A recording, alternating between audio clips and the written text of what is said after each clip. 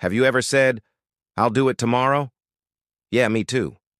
But this is the story of the day tomorrow never came. Meet Daniel, a dreamer, a planner, a guy who had big dreams and even bigger excuses. Every single night he'd tell himself, "Tomorrow, I'll finally start running. Tomorrow, I'll definitely call my mom. Tomorrow, I'll start that YouTube channel I've been thinking about."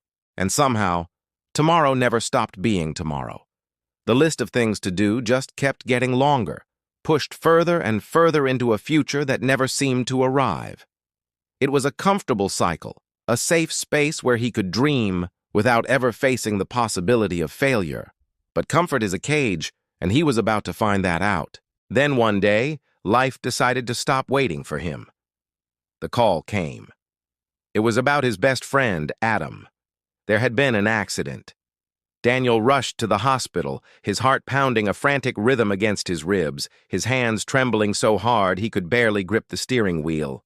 The world outside his car window blurred into a meaningless stream of light and color. All he could think about was Adam, their last conversation, the plans they had made.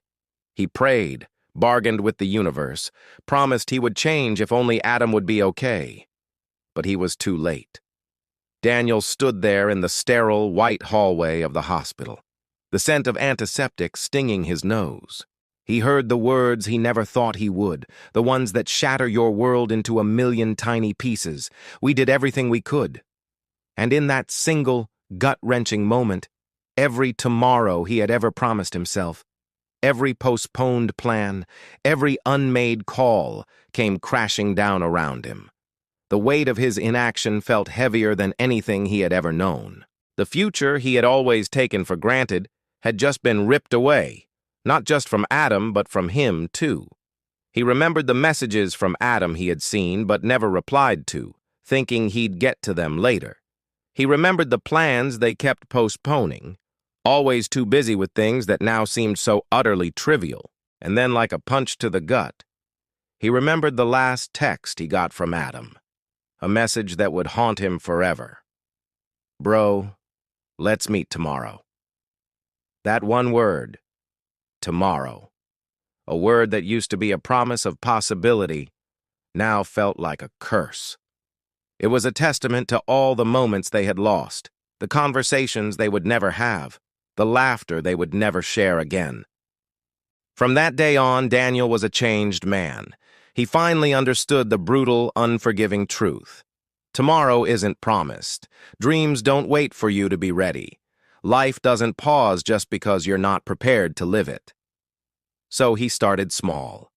It wasn't about a massive, life-altering overhaul overnight. It was about one call, one task, one step, every single day. Not tomorrow, but today. He called his mom. He cleaned his apartment. He wrote down the first idea for his channel. Each small action was a victory, a rebellion against the procrastination that had cost him so much. And you know what happened? He built that channel. It grew, follower by follower, video by video. He ran that marathon, crossing the finish line exhausted but alive, truly alive. He became unstoppable, not because he was suddenly superhuman, but because he had learned the hardest truth of all. The phrase, "I'll do it tomorrow," has stolen more dreams than failure ever could. He learned that the only thing standing between him and his goals was the illusion that he had an infinite amount of time. The pain of his loss became the fuel for his purpose. So if you're watching this right now and you're thinking, "I'll do it tomorrow," I need you to stop. Whatever it is, that call you need to make, that project you want to start, that conversation you need to have, do it now. Don't wait for a sign or for the perfect moment, because the perfect moment doesn't exist. The only moment you have is this one, right now. Because tomorrow, as Daniel learned in the most painful way possible, may never come. This was a reminder that your dreams, your relationships, and your life don't wait. If this story touched you, hit that like button and share it with someone who needs to hear this message. And always remember, the best time to start living is today. Thanks for watching.